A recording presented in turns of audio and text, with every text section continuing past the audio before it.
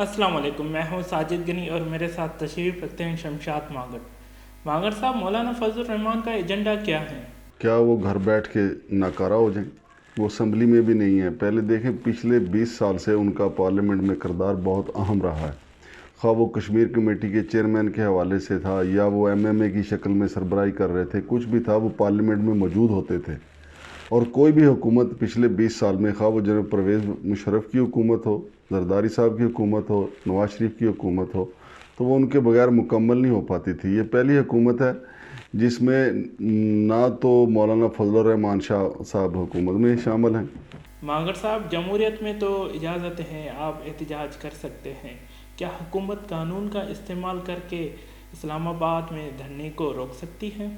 یہ ہر حکومت کوشش کرتی ہے کہ ان کے خلاف ہونے والا احتجاج جو ہے وہ وہیں پہ دم توڑ جائے، اور وہ جو احتجاجی مظاہرین جو ہوتے ہیں وہ دارالحکومت تک نہ پہنچ پائیں۔ لیکن جب احتجاج ہوتا ہے اور لوگ پہلے سے ان کے حامی جو ہے وہ شہر میں موجود ہوتے ہیں تو احتجاج تو ہوتا ہے۔ اور جہاں تک آئینی اور قانونی معاملے کا تعلق ہے تو آئین اور قانون احتجاج کا پورا حق دیتا ہے، اور یہ ہمیشہ سے، جب عمران خان صاحب اور طاہر القادری صاحب دھرنے دے رہے تھے تو اس وقت بھی کہا یہ جا رہا تھا کہ دھرنے پرامن ہوں گے، تو دھرنے یہاں آئے بھی، پھر بیٹھے بھی، لیکن آپ نے دیکھا کہ جو کارکن ہوتے ہیں ان میں سے تو الحمدللہ کسی نے آئین اور قانون نہیں پڑھا ہوتا، وہ تو مشتل ہوتے ہیں۔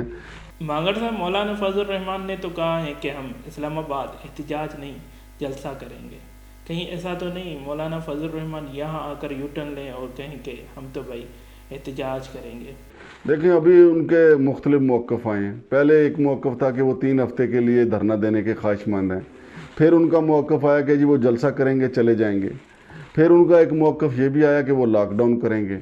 میرا خیال ہے کہ جمعیت علماء اسلام کی جو کمیٹی ہے وہ اس حوالے سے مختلف جو ہے وہ روزانہ کی بنیاد پہ ایک نئی رائے ان کی ابھر کے سامنے آتی ہے۔ مثال کے طور پر جو آج رائے ان کی سامنے آئی ہے اس میں انہوں نے کہا کہ نہ ہم دھرنا دیں گے، نہ لاک ڈاؤن کریں گے، صرف احتجاج کریں گے۔ اور دوسری طرف جو ان کی کمیٹی ہے، اکرم درانی جس کے اہم ترین رکن ہیں، اکرم درانی صاحب نے کہا ہے کہ اگر حکومتی کمیٹی، حکومت یعنی، اس بات کو تسلیم کرے کہ احتجاج ہمارا آئینی حق ہے تو ہم مذاکرات کے لیے تیار ہیں۔ تو حکومت تو یہ مانتی ہے کہ احتجاج آپ کا حق ہے، لیکن آپ توڑ پھوڑ نہیں کر سکتے۔ بہت شکریہ مانگڑ صاحب، آپ نے اپنا قیمتی ٹائم ہمیں دیا۔ اپنے میزبان ساجد گنی کو دیں اجازت۔ اللہ حافظ۔